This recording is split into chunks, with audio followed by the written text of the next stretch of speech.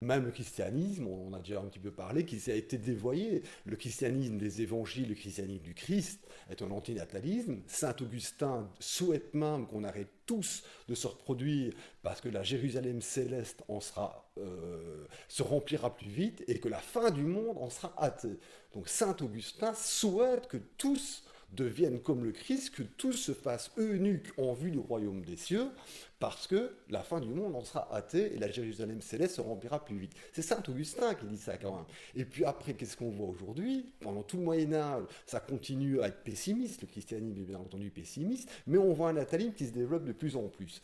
Pourquoi? Parce que le christianisme sous Constantin est devenu religion d'État, et que tu ne peux pas être une religion de l'État dans l'Empire romain en étant antinataliste.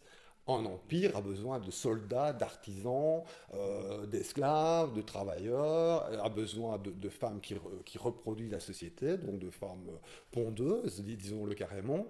Et donc, c'était impensable que le natalisme puisse devenir religion d'État sans faire une énorme concession sur l'antinatalisme évangélique. Voilà. Donc selon vous, le christianisme serait antinataliste, du coup? Oui, tout à fait. Je viens d'écrire un petit bouquin là-dessus. Je le publierai fin cette année-ci probablement. Mhm.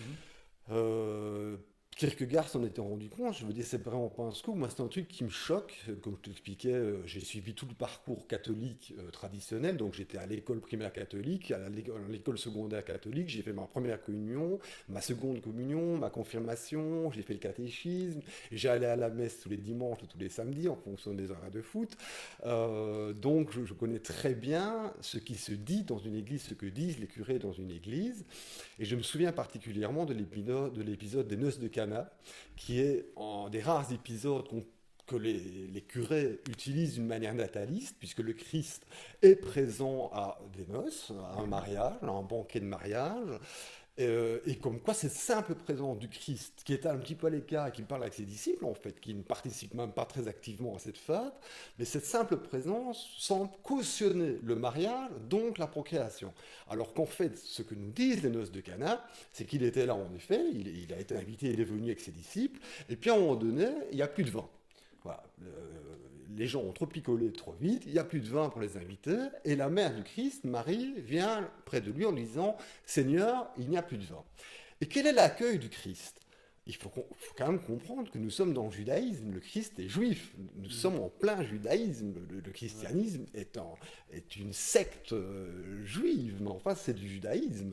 Eh bien, en plein judaïsme, où le moindre manque de respect par rapport aux parents est punissable de mort selon la Torah, selon la loi juive, eh bien le Christ répond à sa mère, quoi, femme, de toi à moi? Qui es-tu pour me poser cette question? Mon heure n'est pas encore venue, ça ne nous concerne pas, et qui es-tu pour t'adresser de la sorte à moi? Qui sommes-nous? Avons-nous le moindre lien en termes de banlieue aujourd'hui? Ça serait, ben putain, casse-toi à la pute, tu me fais chier, quoi. Tu vois, c'est comme ça qu'on dira à Molenbeek ou à Sombreville. Bon, bon, c'est aussi violent que ça.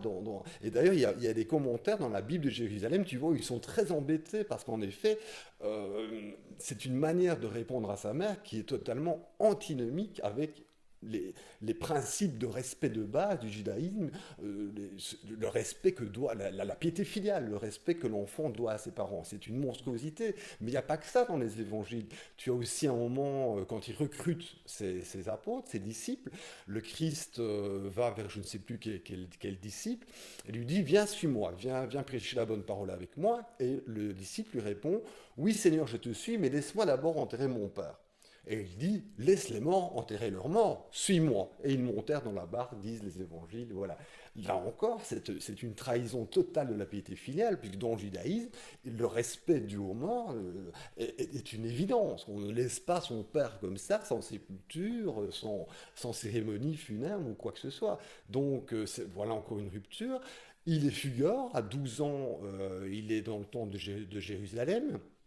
Et il discute, il est déjà très intelligent, c'est tout de même Dieu qui s'est incarné, donc il a de la matière en tête, et il discute avec les docteurs de la loi dans le temple de Jérusalem à 12 ans, il leur remonte les bretelles, il connaît mieux le judaïsme que les rabbins de l'époque, et il philosophe comme ça pendant des jours et des jours. Et puis à un moment donné, la caravane qui est venue de je ne sais plus quel village, de Bethléem peut-être, où habitaient les parents du Christ, soit, la caravane repart vers Bethléem, et le lendemain, tout de même, les parents du Christ, un petit peu distraits quand même, se rendent compte que Jésus n'est pas là. Mon Dieu, où est-il? Et ils font demi-tour. Ils se doutent bien qu'il est resté à Jérusalem, mais donc il reste dans le temple sans du tout prévenir ses parents. La caravane s'en va, il s'en fout, il reste quand même à philosopher et à théologiser avec les docteurs de la loi. Les parents, tout de même très distraits, comme on en voit encore sur l'autoroute aujourd'hui, un jour après, ils se disent, bon Dieu, où est-ce qu'il est le petit? Ils font demi-tour et ils le trouvent tout le temps en train de philosopher dans le temple de Jérusalem. Et voilà, la mère du Christ dit, et Joseph et Marie, tous les deux, disent, mais enfin, qu'est-ce que tu fais là? Tu nous as fait de cette frayeur. Et en fait, il s'en fout complètement. Parce qu'il dit que sa place est ici, dans le temple. Tu vois, donc il y a un manque de piété filiale qui est, j'aurai encore d'autres exemples à te donner, mais il y a euh, plusieurs exemples de manque de piété filiale de la part du Christ par rapport à ses parents. Ce n'est pas du tout l'enfant obéissant, soumis, merci maman, merci papa, pas du tout. En fait, il considère même que sa famille biologique n'est pas sa famille biologique, il s'en fiche complètement. Sa vraie famille, il le dit d'ailleurs à un moment donné dans les évangiles, ma vraie famille, ma sœur, mon frère, ma mère, ce sont ici mes disciples, c'est la foule réunie, voilà ma vraie famille. Tu vois. Jésus n'avait pas d'enfant non plus aussi. Et il n'avait pas d'enfant, voilà, c'est important de dire que le Christ est né d'une vierge, donc c'est une naissance magique, c'est une naissance théologique, métaphysique. Joseph n'y est pour rien, voilà, c'est l'archange Gabriel, c'est l'Esprit de Dieu qui s'incarne dans le sein de la Vierge Marie, et même après accouchement, selon le dogme, un des dogmes chrétiens plus tardifs, même en ayant accouché, elle est restée vierge. Tu vois, donc il y a cette idée de naissance un peu magique. C'est pas du tout une naissance biologique classique, c'est pas une fécondation classique, c'est pas une naissance classique. Et le Christ lui-même va rester sans enfant, alors que dans le judaïsme, là encore, le judaïsme est une religion nataliste, comme toutes les religions quasiment, sauf le christianisme et le bouddhisme. Eh bien, le Christ va manquer à ses devoirs en tant que juif. Il va pas se reproduire. Voilà, il va refuser. Il n'y a aucun enfant connu du Christ. Et mieux que ça, le Christ, à un moment donné, dira, il y a des eunuques qui sont devenus tels par la faute de la nature, il y a des eunuques qui sont devenus tels par la main de l'homme, et il y a des eunuques qui se sont rendus eux-mêmes eunuques en vue du royaume des cieux. Donc le salut, finalement, ça passe par le refus de se reproduire.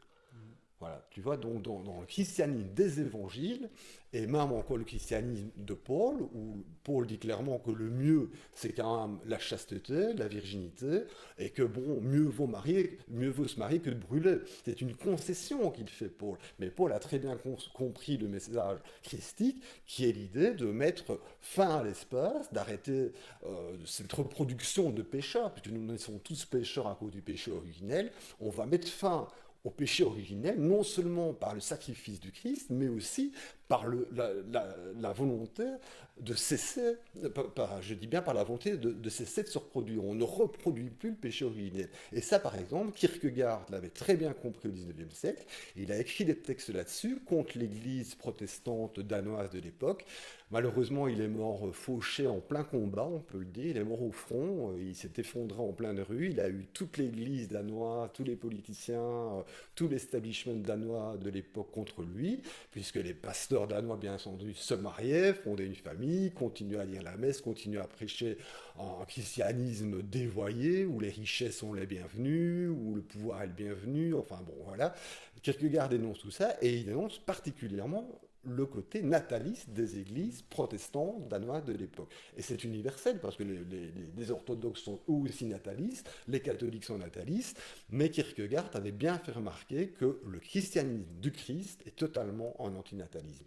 Et moi j'ai écrit ce livre pour un petit peu pour compléter le travail de Kierkegaard, pour utiliser et structurer des arguments qu'il n'avait pas utilisés dans la Bible, parce qu'en fait tout cela est dans son journal et dans des petits textes publiés dans une petite revue qui s'appelait L'Instant, en danois. Et finalement, tout ça est passé sous silence, même à l'UNIF. J'ai suivi des cours du philo, par exemple. On va te parler de Kierkegaard, voilà, un des fondateurs, des précurseurs de l'existentialisme, etc. Mais on ne va jamais te parler du Kierkegaard antinataliste qui avait mené cette croisade qui lui tenait terriblement à cœur contre l'église protestante de l'époque pour dénoncer le fait qu'ils avaient trahi